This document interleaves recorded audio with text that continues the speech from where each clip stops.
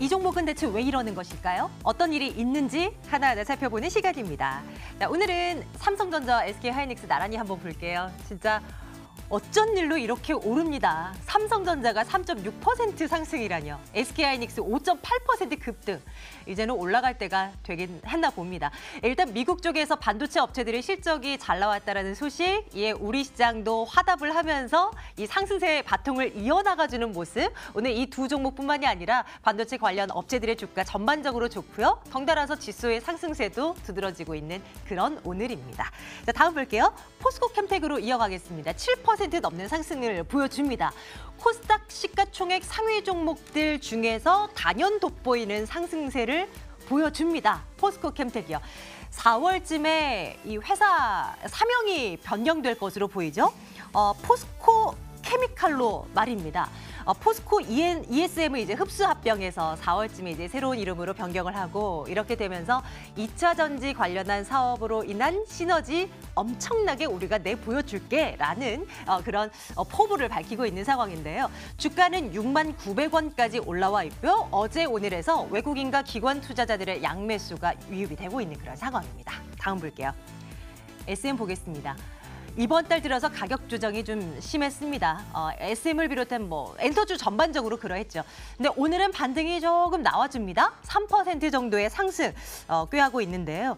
4분기 실적이 시장 예상보다는 잘 나올 것이다. 그동안 사실 기대치가 엔터주들 너무 많이 투자자들의 기대치가 높아져 있었기 때문에 그거는 좀 못 미칠 거야라는 우려감들이 많았었지 않습니까? 아니라는 분석들이 또 나오고 있고요. 그냥 잘 나올 것이다라는 분석들요. SM 진짜 4분기 실적이 잘 나와준다면 이제 주가 바닥 찍고 제자리를 찾아갈 수 있을 것이라는 분석까지 접수되어 있습니다. 45,700원 현재가 형성되고 있고요. 3% 가까운 상승입니다. 로봇 관련주 하나 볼까요? DST 로봇인데요. 상승세가 조금 줄어들긴 했습니다만 그래도 우상향 그림을 그려나가고 있는 이 업체입니다. 삼성전자가 새로운 성장 동력으로 로봇이라는 키워드를 내세웠습니다. 얼마 전에 있었던 미국 라스베이거스에서의 CES 행사에서 우리 로봇 사업 이제 본격적으로 진출할 거다 선언을 했고 그 자리에서 6개 종류의 로봇을 선보인 바 있습니다. 사실 국내 업체 중에 로봇 관련 업체는 어떤 실적적인 부분에서도 그렇고 아직까지는 엄청난 좀 규모가 크다라고 말하기는 좀 무리가 있습니다만 그래도 관심을 가져볼 만할까요? 미래 4차 산업혁명을 키워드 아래로 소 키워드로 로봇이라는 단어는 무시할 수 없지 않습니까? DST 로봇을 비롯한 로봇 관련 업체에 대한 시각도 챙겨보겠습니다. 면세점주들이 강합니다. 앞서서도 잠깐 언급이 됐습니다만 생각을 해보니 이제 중국의 최대 명절 춘절이 다가오고 있는 거죠. 2월 4일부터 해서 10일까지 이어지는 중국의 이 명절 기간 동안 유커들이 대거 몰려올 것인가. 사실 기대해볼 만한 것이 크지는 않다. 예년과는 다르다라는 시각도 많지만 그래도 혹시 모르지 않습니까? 오늘 면세점 관련주들, 화장품 관련주들, 중국 소비 관련주들 이제 좀 빨간불이 들어오고 있는데 어떻게 볼지 한번 내다보도록 하겠습니다. 나란히 관련주 3%대의 상승세 보여주고 있네요. 얘기 나온 김에 화장품주 가운데도 하나 꼽아봤습니다. LG생활건강 이 큰 종목이 무려 5% 거의 6%에 육박할 만큼 뛰어오릅니다. 보통 한 주당 120만 원이 넘는 이 종목이 말입니다. LG생활건강의 화장품 브랜드 가운데 후 있잖아요. 이 브랜드가 효자 노릇을 톡톡히 하고 있다라는 분석인데요. 일단은 이런 뉴스 있었잖아요. 중국 시진핑 주석의 부인 펑리위안 여사가 후 이 브랜드를 진짜 사랑한다. 그녀가 선택한 황제 화장품이다. 이런 기사들이 굉장히 많이 나오고 있어요. LG생활건강 일단 실적도 보니 매출을 기준으로 했을 때요. 지난해요.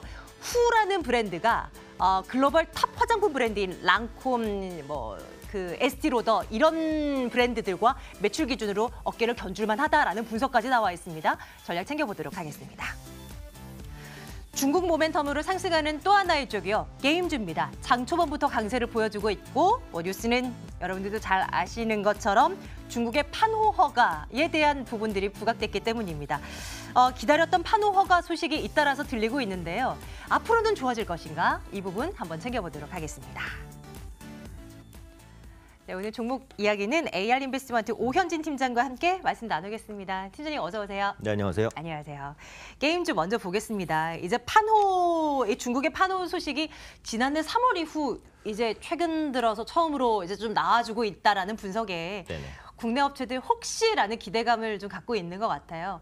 앞으로도 좀 좋아질 만한 거리인 건지 한번 체크해 주시겠습니까? 네, 좋아질 부분이라고 생각을 합니다. 일단 그 판호 규제 심사가 작년 말부터 진행이 되고 있고 실제로 이제 판호 재개가 속속들이 진행이 되고 있다고 보시면 될 것 같아요. 그래서 작년 말에 재개된 이후에 어제까지 4차로 판호 발급 리스트가 이제 발표가 됐습니다.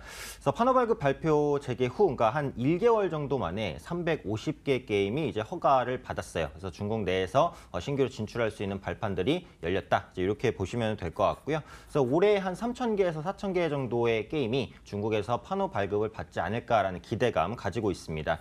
그리고 이번 4차 판호 리스트는 조금 이제 달라진 부분이, 그러니까 그동안 1, 2, 3차는 거의 중소형사 게임사 위주로 이제 허가를 내줬었단 말이에요. 근데 이번 4차 같은 경우에는 중국의 텐센트가 포함이 됐어요. 그래서 텐센트의 신작 게임 출시를 허용했기 때문에 이제 대형사에도 그 판호를 좀 내주는구나 이러면서 그럼 국내 게임도 이제 가능성이 있겠네? 이런 기대감이 오늘 반영된다라고 보시면 될 것 같아요. 근데 다만 아직까지는 이제 자국 게임에만 허가를 해주고 있다라는 겁니다. 네. 그러니까 중국 내의 업체만 일단 허가를 해주는 거예요. 중소형사가 됐든 대형사가 됐든. 그래서 아직까지는 이제 외상 게임은 금지가 된 상태인데 지금 증권사에서 분석하고 있는 거를 보면 이제 1분기까지는 중국의 대형사의 판호를 먼저 이제 규제 해제해주고 2분기에 외상 게임을 좀 풀어줄 것이다. 이렇게 이제 전망을 하고 있습니다. 그렇게 되면은 시기로는 한 4, 5월 달 정도까지 조금 늦춰질 가능성은 있기는 있어요. 그런데 이 부분이 언제가 될지는 모르죠. 뭐 당장 다음 달일 수도 있고 뭐 올해 말일 수도 있습니다. 그래서 이 시기를 알 수 있는 부분은 아니에요. 다만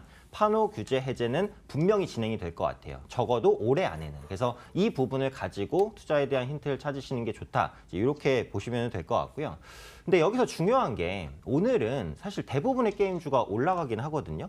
근데 중국의 판호 규제가 해제된다고 해서 모든 게임사가 수혜를 받는 건 절대 아니에요. 그렇죠. 그렇기 때문에 네. 이에 따른 옥석 가리기는 당연히 이제 필요하다라는 부분인데 그럼 어떤 게 옥으로 생각을 하면 되는 걸까요? 그래서 아무래도 이제 판호 규제가 해제가 됐을 때 빠르게 중국에서 성과를 낼 수 있는 게임 업체가 어디냐 네. 이게 네네. 이제 중요한 것인데 결국은 IP예요. 그러니까 지금 게임은 지적재산권. 그러니까 예를 들면 그러니까 웹젠이나 그 위메이드 같은 경우 뮤라든지 미르라는 IP를 보유하고 있는데 이 뮤나 그 미르의 캐릭터가 중국에서 이미 이전에 출시가 됐었고 또 많은 인기를 끌었었던 이런 게임이란 말이에요. 그럼 이 게임을 리모델링해서 내놓는 것만으로도 충분히 중국인에게 친숙하게 다가갈 수 있고 빠른 성과를 낼 수 있는 원동력으로 작용할 수 있다는 거죠. 그래서 이런 IP를 가진 업체를 집중적으로 보셔야 될 것 같고 예를 들어서 뭐 NC소프트를 예를 들면 NC소프트는 지금 중국에 적극적으로 진출하려는 의지가 아직까지는 크게 보이진 않습니다. 지금 리니지라는 게임은 이제 국내에 의존하는 IP이기 때문에 해외에서의 성과가 그렇게까지 뛰어나게 나타나고 있는 건 아니고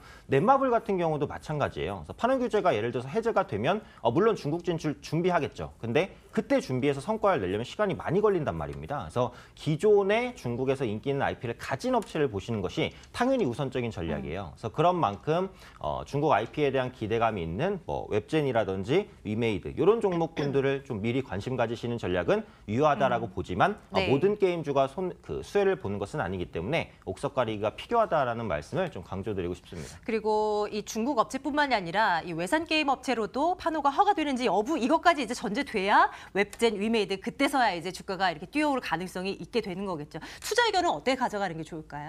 그래서 이제 게임주 전체적인 투자 의견이니까 글쎄요를 일단 드렸어요. 그래서 글쎄요를 드린 이유는 앞서도 말씀드렸듯이 종목별 차별하기 때문에 게임주를 묶어서 보지 마시고 개별 종목에 집중해서 볼 필요가 있다고 말씀드리겠습니다.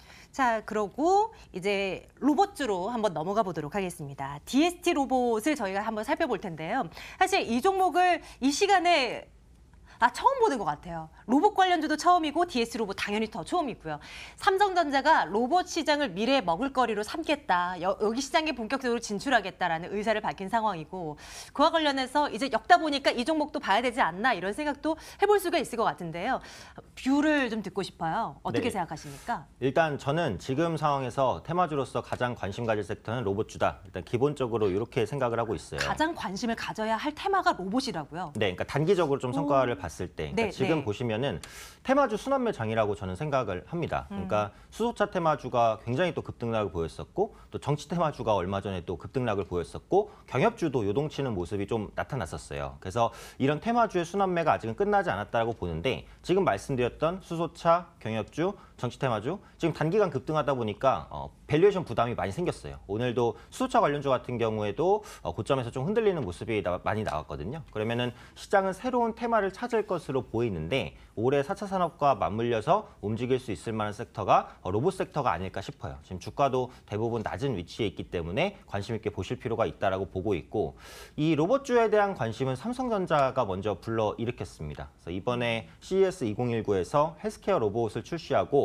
우리 이제 로봇 사업 적극적으로 할 거야라는 것을 공공연하게 표명했다라고 보시면 될 것 같아요. 그래서 이번에 삼성전자가 공개한 로봇이 그 삼성봇 케어라는 로봇인데, 이게 이제 혈압이라든지 뭐 심박을 체크해주는 그 헬스케어 로봇입니다. 그래서 국내 같은 경우 이제 인구 고령화가 계속해서 진행이 되고 있다 보니까 이런 부분들을 보조해줄 로봇 시장이 먼저 성장할 수 있다라고 보여지고 있어요.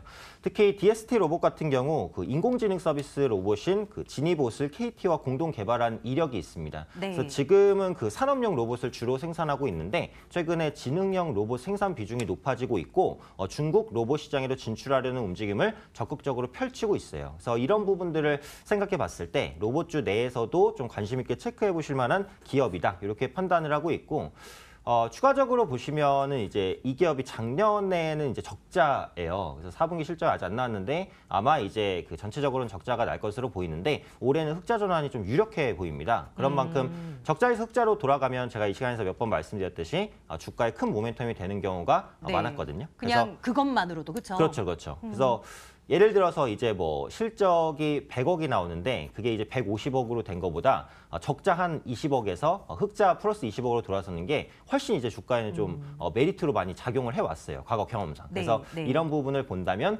실적, 흑자 전환에 대한 기대감도 같이 가져갈 수 있는 종목이라고 또 생각을 합니다. 주식시장에 상장되어 있는 로봇 관련 업체 가운데 DST 로봇 말고도 뭐 유진 로봇이라든지 뭐 업체들 있잖아요. 네네. 그런 쪽은 어때요?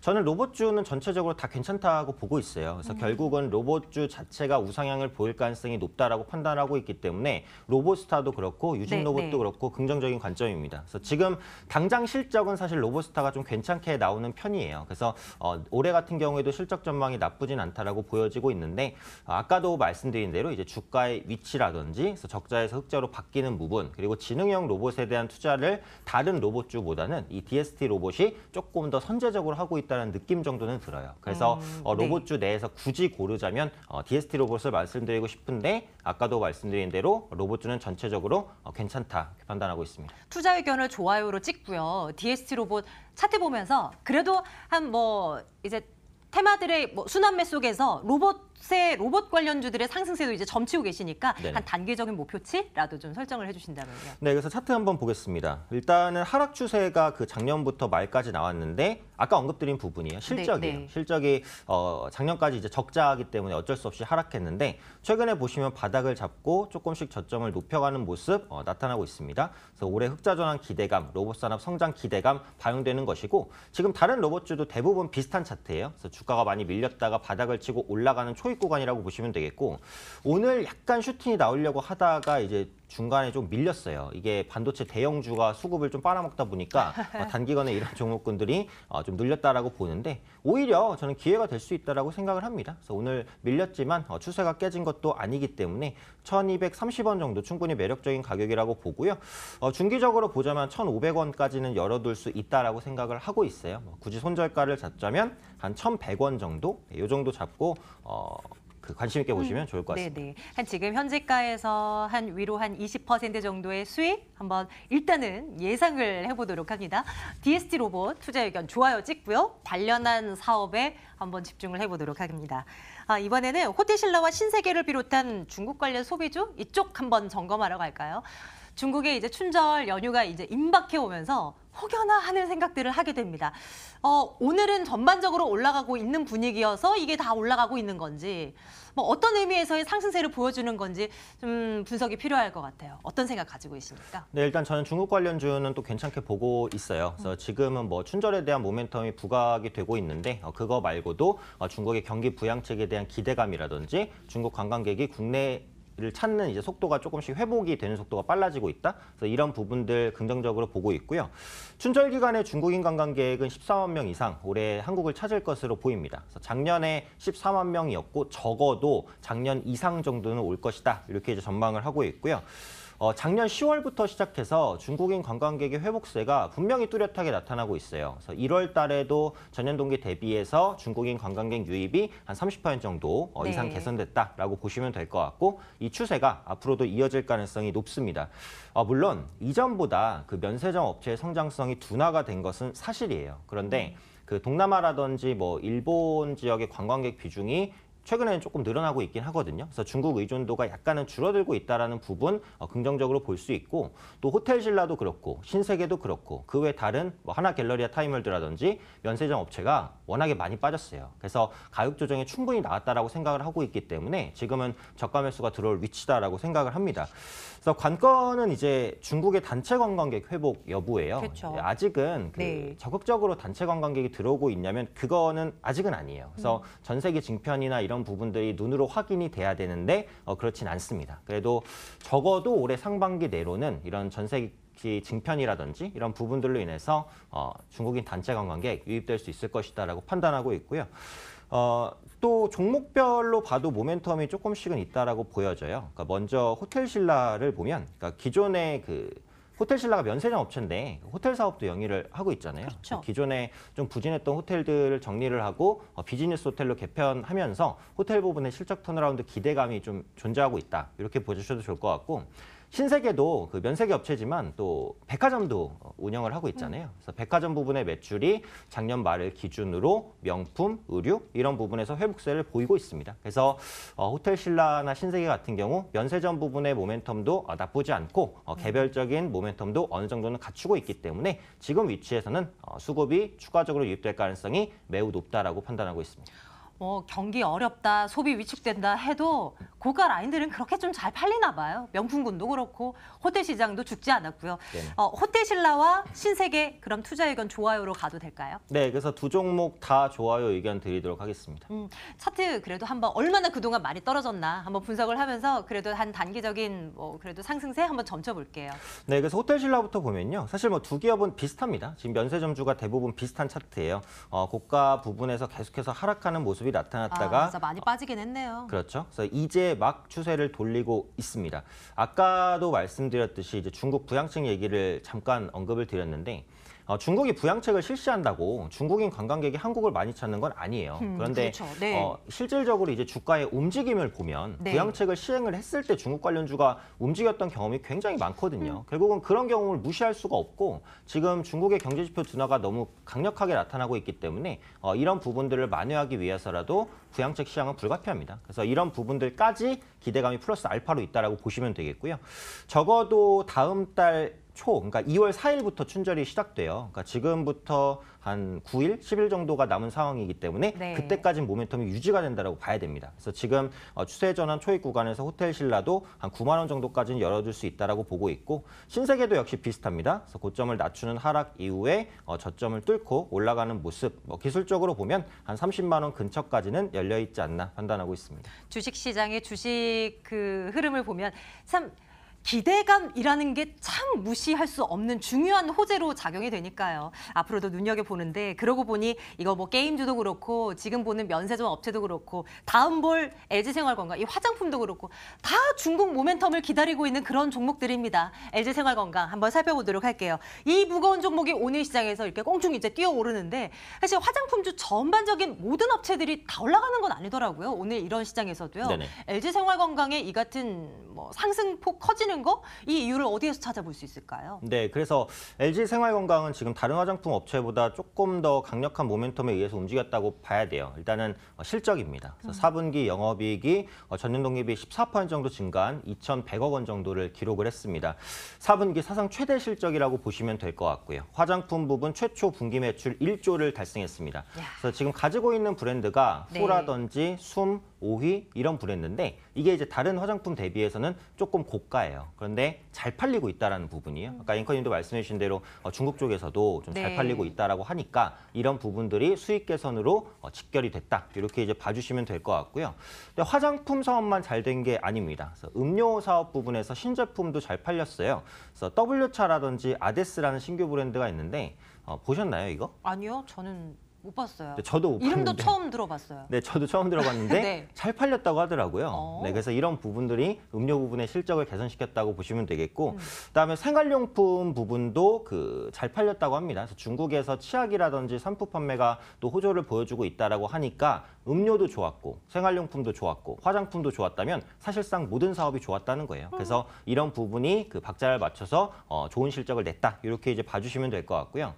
다만 제가 앞서 이제 중국 소비주에 대한 긍정적인 관점을 말씀드렸는데 화장품주는 조금 애매하다고 보고 있어요. 그러니까 지금 중국 로컬 화장품 업체들의 성장이 정말 무섭습니다. 그러니까 중국의 현지 업체, 뭐 원리프라든지 뭐 바이처링과 같은 기업들이 화장품 시장 점유율, 중국 내 점유율을 빠르게 잠식을 하고 있어요. 그러니까 상대적으로 한국 화장품 비중은 줄어들게 되겠죠. 그래서 이런 기조가 앞으로 더 연장될 수 있고 추가로 중국이 어쨌든 보따리상 규제를 하고 있는 상황이기 때문에 올해 같은 경우에는 그 화장품 대량 구매가 예전만치 못할 수도 있어요. 그래서 이런 부분들 네. 때문에 네. 화장품 업체는 위기도 있는 상황이다. 특히 LG생활건강은 화장품 매출 비중이 60%가 넘습니다. 그러니까 절대적이기 때문에 이런 부분들의 악재는 한번 생각해 볼 필요는 있지 않나 판단하고 있습니다. 투자 의견은 좋아요 빼야 되겠네요. 글쎄요, 나빠요 둘 중에 어떤 거 할까요? 네, 그래서 다른 부분은 일단은 좋기는 하고 또 고가 라인으로 차별화를 두고는 있어서 나쁘다까지 말하기는 좀 그렇고요. 그래서 네네. 글쎄요 의견 드리도록 하겠습니다. 좋아요를 주신 게 면세점이랑 로봇이랑 그리고 앞에 또 뭐 있었는데요. 또 하나가 더 있었어요. 탑픽을 꼽아야 되는데 어떤 걸로 가볼까요? 네, 탑픽은 조금 더 가볍게 움직일 수 있는 게 아무래도 좀 중소형주인 것 같아요. 그래서 로봇? 네, 오늘은 탑픽을 네. DST 로봇으로 말씀드리도록 하겠습니다. 은근 이 종목 강조를 해주셨단 말이죠. 기술적인 분석도 함께 나눠봤는데요. 이거 기억해뒀다가 한번 눈여겨봐야 되겠습니다. 내일장 탑픽 DST 로봇 꼽아보고요. 에일리안 인베스트먼트 오현진 팀장과 함께했습니다. 팀장님 고맙습니다. 네, 감사합니다.